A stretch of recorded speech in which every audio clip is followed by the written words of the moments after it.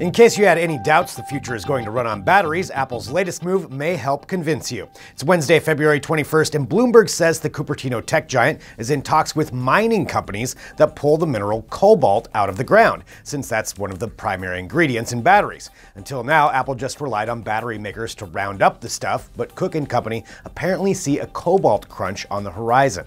They apparently want to lock down a cobalt supply line before Elon Musk's Tesla electric car company and pretty much every other car company dominates the market. As you can imagine, cars use a lot more of the stuff than cell phones, so until someone comes up with a cobalt-free battery that works as well or better, you can bet the fight over cobalt is just getting started. Bloomberg says that currently about a quarter of the cobalt mined in the world goes into the batteries for our portable devices.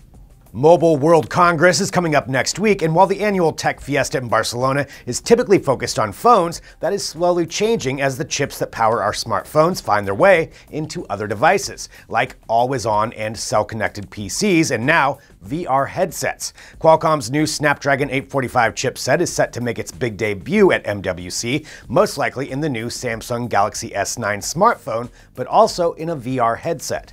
Fortune says the chipmaker will be bringing a reference-designed VR headset to the show that runs on the 845, and it'll be part of Qualcomm's new Snapdragon 845 extended reality platform. The headset will feature dual 4-megapixel displays, and it'll be a standalone device rather than relying on a tether to a PC. With low-cost standalone headsets coming from other VR equipment makers, the timing might be right for the Snapdragon setup. Hit the link for more information. Hey, we know your Ferrari 488 just isn't cutting it at the track. Really, we feel your pain. The solution, the new Ferrari 488 Pista, a new track-focused version of the gorgeous supercar that's still street legal, but cuts weight and adds power. The twin-turbo V8 gets a light massage to put out 710 horsepower while also losing weight. The body has been reworked a bit to better flow air and cool off that heavy breather of an engine. Team Prancing Horse has also teched up the 488 a bit more by including something called the Ferrari Dynamic Enhancer, which apparently reworks the braking performance to let you hang the rear end out a bit more exiting that big turn at the local track. And be sure to pop for the carbon fiber wheels as well.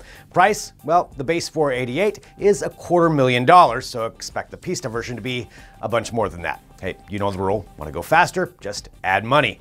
A whole lot of it, apparently. But hey, you know what won't cost you anything? All the rest of the top tech news at digitaltrends.com, and even more tech fun on our Facebook page and YouTube channel, and all of our free podcasts on iTunes or wherever you get yours. Thanks for watching. We'll see you tomorrow.